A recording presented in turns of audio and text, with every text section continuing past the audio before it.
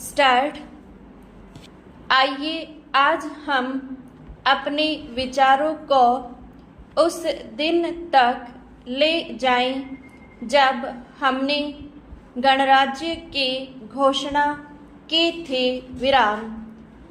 अपने विकास की योजनाओं के संबंध में हमने वास्तव में काफी प्रगति की है। विराम। परंतु क्या हम भारत के सब नागरिकों को दरिद्रता, अभाव तथा कष्ट से मुक्त करा पाए हैं? विराम। प्रकृति की शक्तियों को अपने अधीन करने और जनता के कल्याण के लिए उन्हें नियंत्रण में लाने की दिशा में भी हम आगे बढ़े हैं। विराम।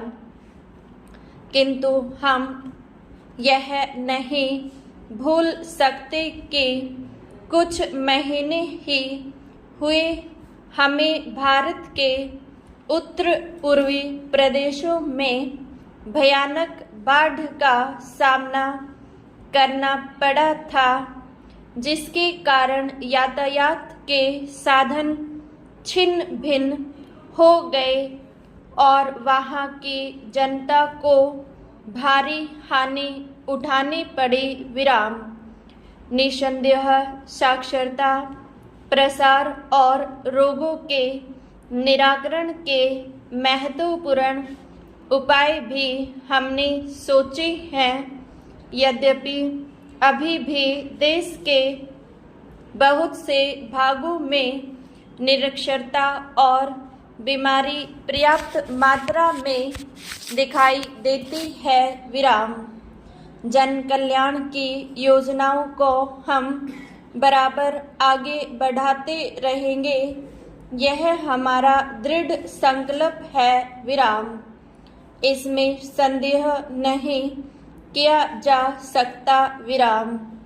इन योजनाओं के पूरे होने के संबंध में जो प्रयास अब तक किया गया है, उससे भी हमें असंतुष्ट नहीं होना चाहिए। विराम।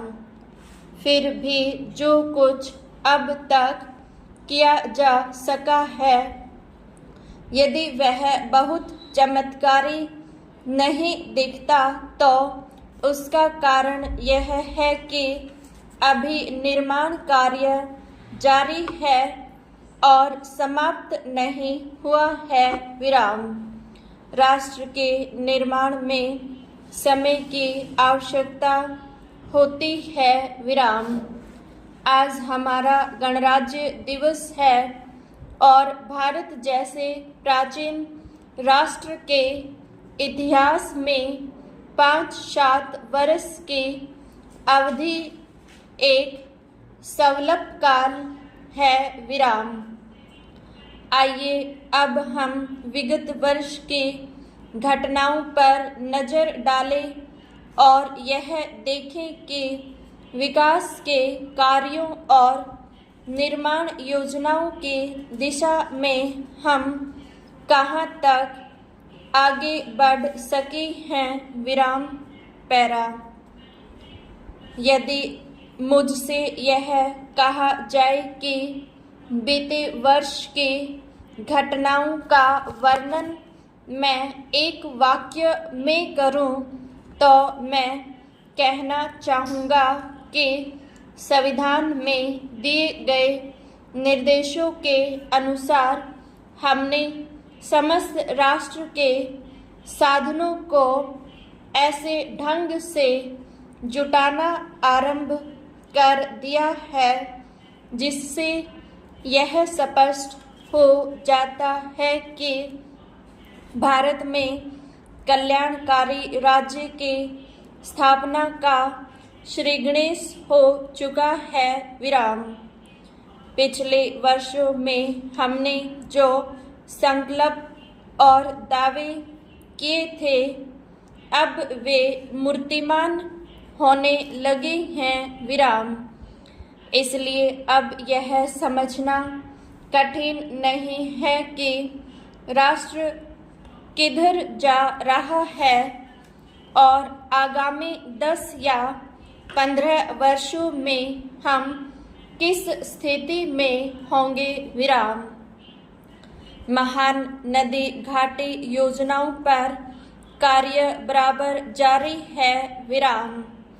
इनमें से एक योजना भाखड़ा नंगल योजना से बहुमूल्य पानी और बिजली पंजाब, पेप्सू तथा राजस्थान के भागों को मिलने भी लग गई है विराम।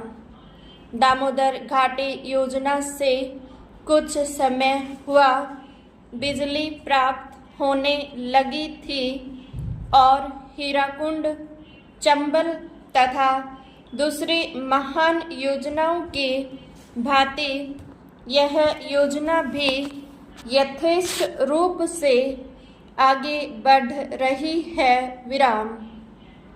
भाखड़ा नंगल योजना का प्रथम चरण समाप्त होने से अब यह स्पष्ट है कि इन महान योजनाओं के द्वारा देश में कितने महत्वपूर्ण परिवर्तन हो जाएंगे विराम।